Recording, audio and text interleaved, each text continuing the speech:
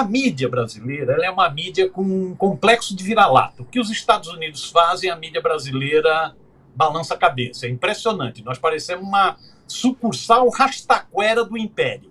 É uma sucursal rastaquera bem ruinzinha do Império. Ela repete. O governo venezuelano, desde o Chávez, o governo venezuelano desafia o Império, utilizando principalmente o dinheiro do petróleo para programas sociais. Olha como as coisas coincidem. Né? Para programas sociais. Políticas de valorização. Né? E exatamente por isso sofre um brutal cerco do Império, sofre um brutal cerco das oligarquias venezuelanas, oligarquias que inclusive nem vivem na Venezuela, vivem em Miami, que é pertinho, vivem em Miami. São oligarquias que não tem nada a ver com o povo venezuelano. Você vai para Caracas, é aquela oligarquia daqueles bairrinhos centrais, naquela montoeira de casas precárias, nos morros. Essa oligarquia venezuelana sempre detestou o povo venezuelano, não tem nada a ver com ele. Gosta de Miami. E o Império tem muitos interesses na Venezuela, e como dizem, onde tem petróleo sempre tem sangue. Principalmente no petróleo venezuelano.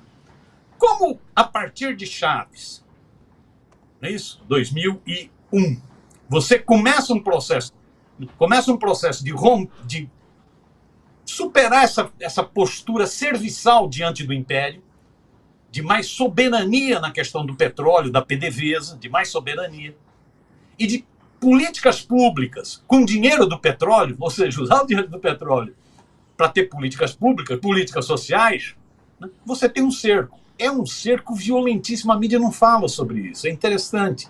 A mídia gosta de bajular o Império, né? Inclusive gosta de bajular o Império numa eleição estranhíssima de colégio eleitoral, um Império decadente, gosta de bajular o Império, mas não fala do que é feito contra a Venezuela. Eu estava pegando uma relação que é longa, uma relação de golpes, de tentativas de assassinato, né? De tentativas de assassinato do Maduro, do Chávez, né?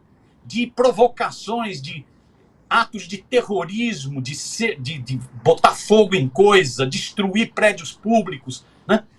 A Venezuela vive um processo, desde a vitória de Chávez, que antecedeu a vitória de Lula aqui em 2002, desde a vitória de Chávez, a Venezuela vive um processo de cerco e aniquilamento, de sabotagem econômica, você vê.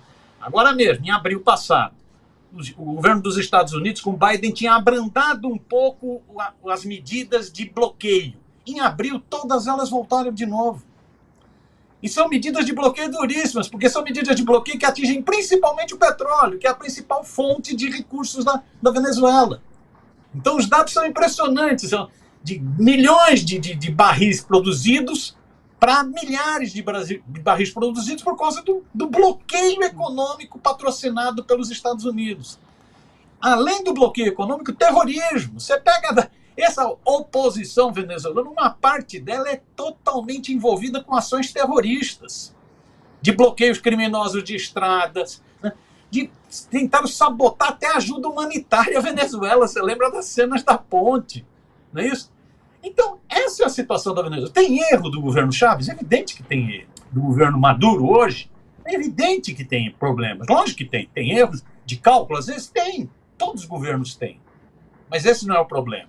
O problema central, no meu entendimento, na Venezuela é que ela vive sob um cerco violentíssimo, econômico, de bloqueio econômico, que sufoca a economia, que asfixia a economia venezuelana. Então isso gera problemas econômicos gravíssimos na Venezuela, gera inclusive processo de migração, pessoas que saem da Venezuela que não estão encontrando oportunidades, então, em função desse cerco, e um processo de sabotagem política, de permanente terrorismo. Desde o golpe de 2002, de abril de 2002, passando pelo bloqueio petrolífero, lockout petroleiro de 2002 também, passando por tentativas de assassinato do Chávez, passando por tentativas de assassinato do Maduro, passando por sabotagens patrocinadas. A mídia brasileira elegeu aquele Guaidó como presidente interino, aquele sujeito ridículo, patético,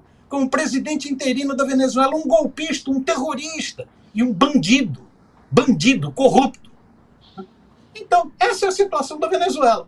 E tem as dificuldades do próprio governo. Não estou passando a mão nas dificuldades, nos erros que o governo venezuelano comete. Tem erros, evidente. Mas é preciso ver esse contexto. A mídia não fala disso. E a mídia, então, pressiona o governo. Pressiona o governo Lula. Da mesma forma que pressiona, no caso de Israel, em Gaza, pressiona o governo Lula. Bate duro no governo Lula, quando o governo Lula diz que Netanyahu é o Hitler, né, compara com o Hitler. Não é isso? O que ocorreu com os judeus no nazismo. Não? O que o Estado sionista de Israel está fazendo com o povo palestino. A mídia vai para cima. Vai para cima agora do Lula com essa história. E deturpando. Porque o que o Maduro falou, você pega, eu fui ler direitinho o discurso para ver o que o Maduro falou. O Maduro disse o seguinte: se a extrema-direita ganhar na Venezuela, nós vamos ter um banho de sangue. Porque essa extrema-direita vai vir babando para destruir tudo que teve de conquista popular. Tudo que tem de comitês populares, tudo que tem de, por exemplo, comunicação popular, é um barato. A Venezuela é muita rádio comunitária, muita TV comunitária, são várias experiências de comunicação popular. O que ele está dizendo é o seguinte: se a extrema-direita, que é essa extrema-direita que apoia o bloqueio econômico dos Estados Unidos ao seu país, ou seja, uma extrema-direita vem de pátria, é isso? Se essa extrema-direita, que já patrocinou vários golpes, vários atentados, chegar ao poder, ela vai promover um banho de sangue. Ela vai para cima das rádios comunitárias, ela vai para cima das TVs comunitárias, ela vai para cima de todas as formas de organização popular. Você pega, eu estou acompanhando por cima, né? Não é minha área de maior atenção, né? Você vai trazer daqui a pouco o menino do Brasil de Fato que está lá e vai poder dar mais dados. Mas eu estou acompanhando por cima os atos de apoio ao Maduro na Venezuela. São impressionantes, são multidões na rua. É povão na rua. Isso não sai na imprensa. Não sai na imprensa. Aí eles criam uma onda e forçam. Né? O governo Lula, essa pressão é muito grande. Essa pressão se dá, sobretudo, sobre Itamaraty, sobre o Ministério das Relações Exteriores, e acaba, então, o governo Lula dando essa puxadinha de orelha e leva também uma puxadinha de orelha do Maduro. Né? Agora, é isso, é nesse jogo que a mídia, essa mídia com espírito de vira-lata, com complexo de vira-lata, vai criando para essa eleição venezuelana.